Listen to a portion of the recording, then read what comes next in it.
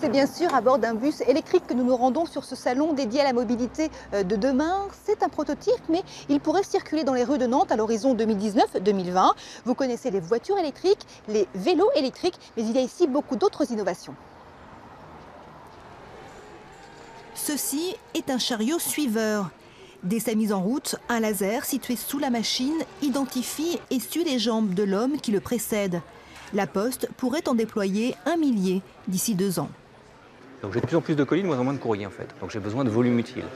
Donc en fait, ça permet d'emmener beaucoup de volume utile sans me pénaliser à la conduite, avec des ports de charge, avec un certain nombre de choses. Donc voilà, je me concentre sur la distribution et en fait, toute la marchandise me suit.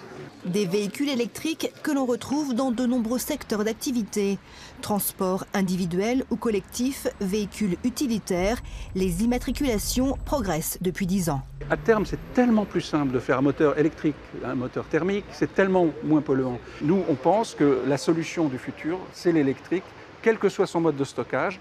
Le stockage chimique, c'est la batterie. Le stockage sous forme de gaz, comme l'hydrogène, c'est une autre forme de stockage. Demain, des voitures qui circuleront sur des routes intelligentes, elles-mêmes génératrices d'énergie. Comme ce revêtement photovoltaïque testé en Vendée, la région des Pays de la Loire investit 300 millions d'euros dans la transition énergétique.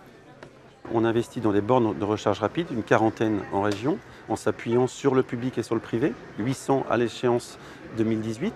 Aussi des stations de bio-GNV. On implantera 19 stations sur l'ensemble de la région Pays de la Loire pour faire en sorte que chacun puisse utiliser et recharger ses véhicules. À Caen, des véhicules électriques totalement autonomes. La ville de Nantes teste jusqu'à la fin du mois cette navette, toute électrique et sans conducteur. En attendant, les premiers bus 100% électriques en 2019, eux avec chauffeur.